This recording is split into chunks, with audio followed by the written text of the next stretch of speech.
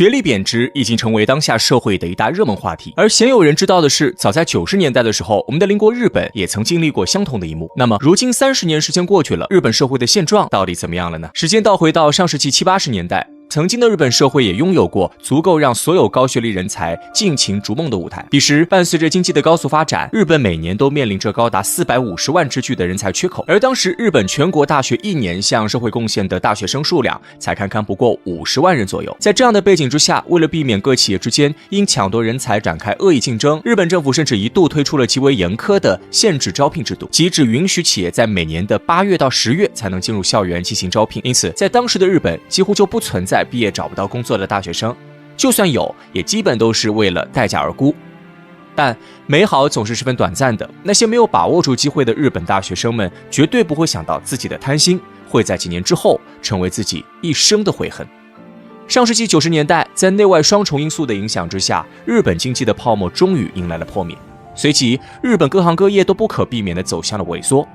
为了求得一线生机，许多日本企业都开始提出降本增效的计划，简单翻译过来就是裁员。于是，在这样的大环境之下，根据数据显示，光是在1993年，日本参与校招的企业数量就比泡沫时期减少了70%。这时的原本十分富裕的就业市场一下子就变得拥挤了起来，一些原本无人问津的职位，甚至都能吸引成百上千人进行竞争。为了提升自己的竞争力，这些涉世未深的日本大学生们开始不得不被迫接受企业的压榨。1995年，日本大学生的起薪出现了30年以来的首次负增长，薪酬与劳动严重不匹配，使得学历贬值逐渐成为那时日本社会人人心照不宣的现实。然而，更为糟糕的是，面对如此严峻的就业环境，日本政府却突然放开了限制招聘制度。客观来讲，日本政府的想法可能是好的，毕竟3个月的招聘时间太短，那些想要找到合适工作的学生显然需要更多的时间。而事实上，这一政策在刚刚落实的时候，也确实取得了一定的成效。当年日本大学生的就业率便实现了回升。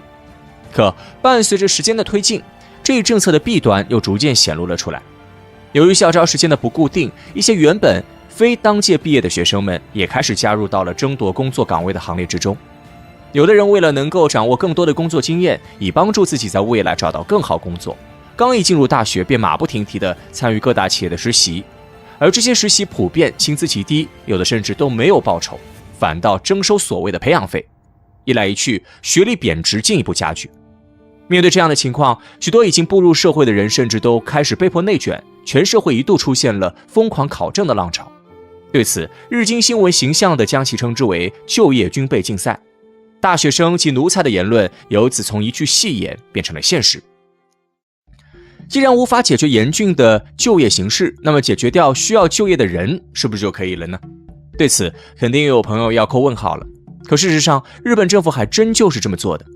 2005年，日本政府宣布日本大学开始进行法人化改革，相对应的政策扔出了一堆，总结起来就是一句话：日本没钱补贴了，你们这些学校要自负盈亏。学校怎么赚钱？很显然，最直接的那不就是增加学费吗？2000年，日本一所普通的大学学费大概为6万日元左右，按照当时的汇率约合4600人民币。而等到大学法人化改革执行的5年后，也就是2010年，普通大学的学费已经攀升到了53万日元，约合4.2万人民币，直接增长了10倍。就这还只是普通大学的学费，那些原本就收费高昂的私立学校情况则更为严峻。面对飞速飙升的学费，贷款上学一度成为了许多日本贫困家庭的共同选择。根据日本学生支援机构 JESO 的调查显示，日本每 2.7 名大学生中就有1人靠助学贷款完成学业，平均每人借款金额为324万3000日元。这个钱说多不多，说少不少，努力工作几年还是能够还得上的。但问题的关键在于，毕业的学生真的一定能够找到工作吗？答案显而易见。于是，据贷款机构的统计，在2010年，日本未按时还款的大学生人数已经达到了33万人，而在当年，日本应届大学生毕业数量才不过50万人左右。可以说，这些日本大学生前脚步入了社会，后脚便迎来了个人信用的破产。实际上，从日本大量学生就算破产也要读书这件事，就不难看出，日本政府在制定政策的时候，显然没有意识到一件事情，那就是日本社会对学历的重视程度。从近代开始，日本社会就着重强调尊重学习、重视知识和教育。日本政府也一直以教育大国自诩，并引以为荣。在这样的社会背景之下，日本涌现出了许多的精英人才，他们为日本的繁荣做出了卓越的贡献，并且也因为日本的繁荣而获得了成功的人生。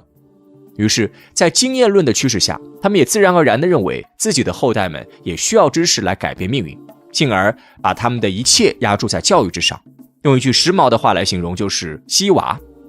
可问题的关键在于，当日本的70后们怀揣着满腔热血，寒窗苦读了10几年，好不容易即将迎来自己的辉煌人生时，却意外撞上了经济泡沫的破灭，难免就会发现，原来自己拼尽全力迎来了文凭，不过就是一张废纸。2024年，日本高考人数跌破50万大关，创下近30年来的新低。很多人觉得这是日本社会少子化的表现，而与之相对的现实却是有超过50%的日本高中生拒绝参加高考，以低学历的身份开始工作。显然对于他们而言，与其费功夫去争一个看不到希望的未来，远不如直接躺平摆烂。于是作为发达国家的日本自此开始正式进入低学历化社会。学习真的没有用吗？近些年来，伴随着学历贬值的持续加剧，学习无用的相关论调愈演愈烈。尤其是看到那些低学历的老板明星们一个个走向成功，更加让人们觉得寒窗苦读是多么的可笑。但鲜有人注意到的是，那些低学历的老板没读过什么书，可在社会上吃的苦一点也不少。换句话来说，他们读的就是社会这所大学。而那些明星们台前光鲜亮丽，台后则不知道付出了多少的汗水，要与多少人竞争才能赢得一个出道的机会。所以没有学历并不代表没有付出，只是学历并不应该成为决定一个人成功与否的标准。真正重要的东西应该是学习的过程，通过学习你到底掌握了什么，能够为你带来什么帮助。换句话来说，就是学历大于学历。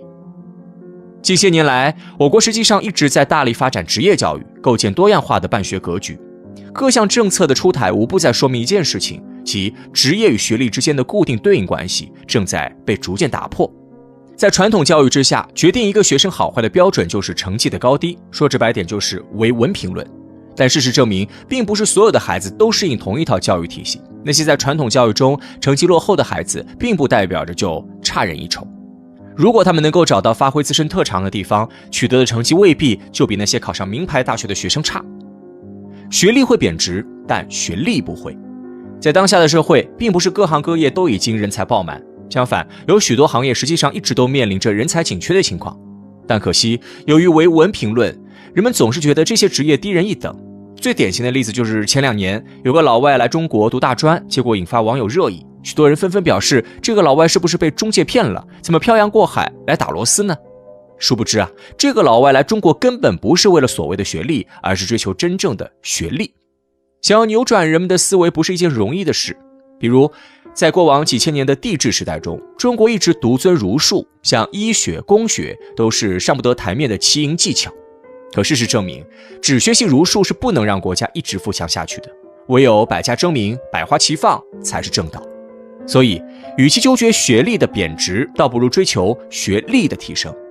如果一个人的学历与学历不匹配，那么被时代淘汰是必然的结果。相反，如果一个人学历超过了学历，无论他到哪里都能取得成功。哪国部队是如今中国解放军的对手？在众多的回答中，美国军方智库高参们给出的答案既是最为准确，也最让人们惊讶。每当谈论起有关中国解放军实力的话题时，总有一个事情是绕不开的，那就是中国解放军的实战问题。中国解放军参与的最近一次军事战争是上世纪的对越自卫反击战。之后到如今，这长达40余年里，中国人民解放军没有正式参加过任何一场战争，这让不少人开始质疑，中国解放军这么长时间没有参加过战争，等进入真正的战场还能有战斗力吗？虽然解放军已经40余年没有正式参加过战争，但解放军部队的实战训练这几十年间其实从来没有终止过。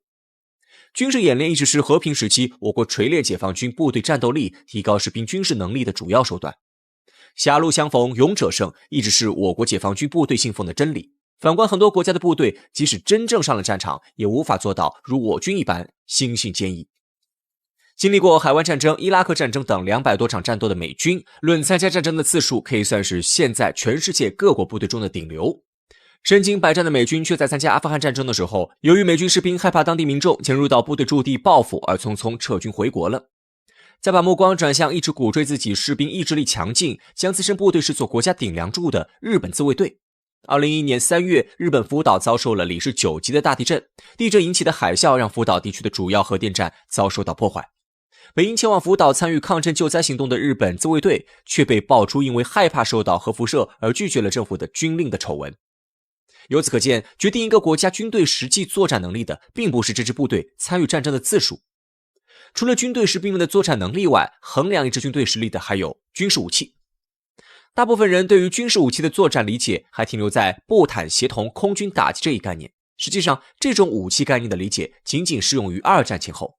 如今距离二战结束已经过去了80余年，现代化的军事武器也彻底进化成为我们认知之外的形态。没有强硬的军事武器，即使士兵们的斗志再高涨，战斗经验再丰富，也只会成为手无缚鸡之力的柔弱之人。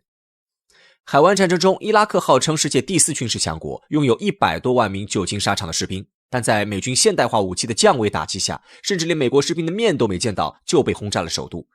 这种情况让我们不得不承认，决定一个国家部队战斗力底线的，永远是这个国家在军事武器方面的研究水平。第一次世界大战时，无论国家大小，大家都可以制造出符合作战要求的枪械和炸药。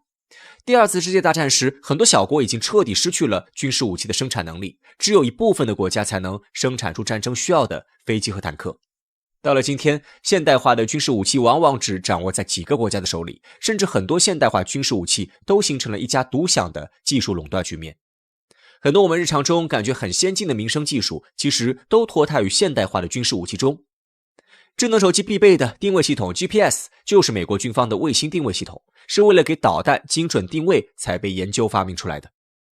维系互联网正常运转所必备的计算机，最早也是为了破译导弹发射路径和情报编码。可以说，全世界最尖端的技术都供给了军事武器。作为当今世界科技大国的中国，在这方面也未落人后。从新中国建立到现在的这几十年广义上和平时期，中国一直居安思危，从未放弃过对于军事武器的研究。没有人知道战争什么时候会重新降临到中国人民头上，我们只能做好一切准备，保证武器的先进程度。尊严只在剑锋之上，真理永远只在大炮射程之内。手中没有剑与有剑不用，永远是两个概念。最先进的5代战斗机，全世界只有3个国家的部队拥有，其中就有中国解放军。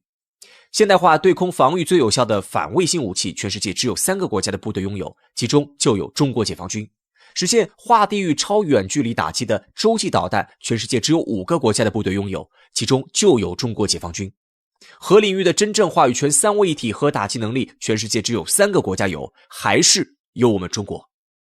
如今的中国解放军还拥有全世界独一无二的高超声速导弹东风系列导弹，可以充分发挥出洲际导弹的个体性能。我们还发射了自己的卫星定位系统北斗定位系统，成为了世界上唯一一个突破美国在卫星定位系统领域中垄断的国家。同时，我国高度集中的军工生产体系也能够让这些武器大规模、高质量、源源不断地被生产出来。一旦进入到战争状态，我国如今完善的军工体系将会发挥出极其巨大的作用。中国解放军部队也将在这些现代化武器的武装下，将自身的战斗力最大程度地发挥出来。拥有先进武器的又不仅仅只有中国一个国家，就算抛去美国和俄罗斯，难道其他国家就没办法掌握现代化武器吗？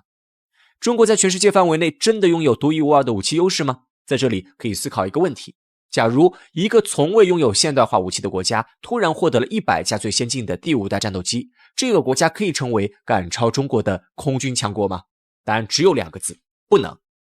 因为这个国家没有能力生产第5代战斗机一定要的战斗机燃油。如果有战斗机燃油呢？这个国家也无法给这批第5代战斗机配备相应的战斗机维修师。如果有战机维修师呢？这个国家也制造不出来战斗机日常维修所需要的标准化零件，更不要说战斗机的核心发动机和智能化系统了。就算将整架飞机的设计图纸全部交到这个国家手中，没有人手把手教，甚至都很难将这些飞机开走。所以说，中国解放军所拥有的强大军事武器背后实际上是夯实的教育与经济基础。自从改革开放以来，中国的经济水平实现了几何式的飞跃，跨步成为了当今世界第2大经济体。雄厚的经济实力让中国的军备实力从当年的汉阳造拉近到了如今的世界顶尖水平。素有基建狂魔之称的中国，也在这几十年间疯狂地发展基建事业，以青藏铁路为代表的多条直通边界地区的铁路拔地而起。这些铁路直接打通了中国解放军各个战区之间的连接路线，也让各地的军事武器可以通过铁路以最快的速度投放到需要的地方。无论是高原雪山、腹部盆地、荒芜沙漠，还是北原草场，发达的后勤运输投送体系都可以第一时间将军需送到解放军部队的手上。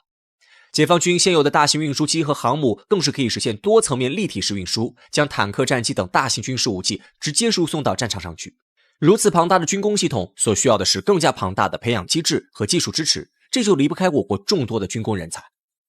中国作为现在世界上受教育程度最高的国家，我们早已将上学接受教育当作常态。其实中国在刚刚建立的时候，全国文盲率高达恐怖的 80%， 这就意味着10个人之中只有2个人会识字，更不要提受过高等教育。每一位国家领导人都把我国的教育问题当作国家工作的重中之重，先后发起扫盲行动，并推行9年义务教育，确立公有制教育的地位。中国现在全民教育的普及化程度让无数欧美发达国家瞠目结舌。我们习惯的教育情况，在优质教育被垄断的外国人眼中是那么美好，却又遥不可及。大力发展教育平等化、教育普及化的中国，如今也是拥有了接近180万的科研人员。这夯实的教育和经济基础，为中国解放军彻底打下了坚实牢固的实力地基。通过这些方面的分析，美国的军事专家也不得不给出一个答案：世界上没有哪国的部队是如今中国解放军的对手。我们拥有强大的军事实力，但绝对不会像某些国家那样，将强大的部队当作实现自己野心、向他国侵犯的手段。中国解放军部队永远只会保卫祖国、保护人民，永远不会依仗武力干涉他国内政，永远只会是一支维护和平的正义之师。